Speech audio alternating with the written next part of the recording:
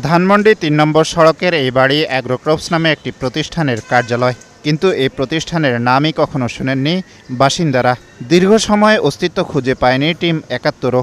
অথচ এই বাড়ির ঠিকানা ব্যবহার করে ২০১৬ সালে সোয়া ১ কোটি টাকার ঋণ নেওয়া হয় ওই প্রতিষ্ঠানের নামে। আগে অফিস ছিল, এখন এখানে আর অফিস নেই। এটা থাই বেবি ডায়াপারের অফিস ছিল। ফার্স্ট সিকিউরিটি ইসলামী ব্যাংকের দিলকুশা শাখা থেকে নেয়া ওই ঋণের পরিমাণ এখন ৩.৫ কোটি টাকার উপরে। কেন্দ্রীয় ব্যাংকের তথ্য অনুযায়ী এর মধ্যে ২,৭৯,লাখ টাকাই মন্দমানের খেলাপি, আর বাকি অর্থও মেয়াদ উত্তীর্ণ। আশ্চর্যের তথ্য হলো, খেলাপি এই প্রতিষ্ঠানের মালিকানায় বাংলাদেশ ব্যাংকের সাবেক ডেপুটি গভর্নর ও ইসলামী ব্যাংকের সদ্য নিয়োগপ্রাপ্ত চেয়ারম্যান খুরশিদ আলমের স্ত্রী আফরোজা আক্তার। জানিয়ে এরই মধ্যে কথা বলেছেন কেন্দ্রীয় ব্যাংকের মুখপাত্র আরিফ হোসেন খান। একটি প্রতিষ্ঠান ঋণ নিয়েছে ফার্স্ট সিকিউরিটি ব্যাংক থেকে, সেই প্রতিষ্ঠানে ওনার ওয়াইফও ওই প্রতিষ্ঠানের সাথে জড়িত। ওনার নাম কিন্তু প্রতিষ্ঠানে নেই, ওনার ব্যক্তিগত নামে কোনো ঋণ নেই, প্রতিষ্ঠানের নামে ঋণ আছে।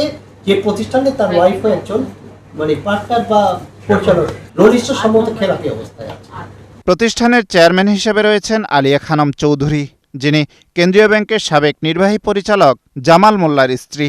অর্থাৎ নিয়ন্ত্রক সংস্থার সাবেক ২ শীর্ষ কর্মকর্তার স্ত্রীরা বেনামে ঋণ বের করে নেন ক্ষমতা খাটিয়ে। কাস্টমাররা গিয়ে টাকা তুলে নিন, ওটাই তো সবচেয়ে অবভিয়াস প্রমাণ যে এটা কনফিডেন্সে কিভাবে এফেক্ট করতেছে। প্রাইভেট সেক্টরের মধ্যে তো সবচেয়ে বড় দুর্দশাগ্রস্ত ব্যাংক ছিল ইসলামী ব্যাংক, যেটা কিন্তু ঘুরে দাঁড়ানোর পথে হয়। শুধু যে ইসলামিক ব্যাংকের মধ্যে প্রভাবটা সীমিত থেকে যাবে তা না, এগুলোর তো কিছু ছোঁয়াচে টাইপ অফ প্রভাব থাকে, বিশেষ করে যেহেতু এগুলো বড় প্রতিষ্ঠান। আরও ভয়ঙ্কর তথ্য হলো, ফার্স্ট সিকিউরিটি ইসলামী ব্যাংকের নিয়ন্ত্রণ এস আলমের হাতে থাকা অবস্থায় গিফট লোন দেওয়া হয় বিভিন্ন সরকারি কর্মকর্তাদের। তারই অংশ হিসাবে খুরশিদ আলম এই ঋণ নেন স্ত্রীর নামে। এ বিষয়ে জানতে খুরশিদ আলমের সাথে যোগাযোগ করার চেষ্টা করা হলেও তিনি ফোন কেটে দেন। পরে তার হোয়াটসঅ্যাপে প্রশ্ন পাঠালেও তিনি কোনো সাড়া দেননি।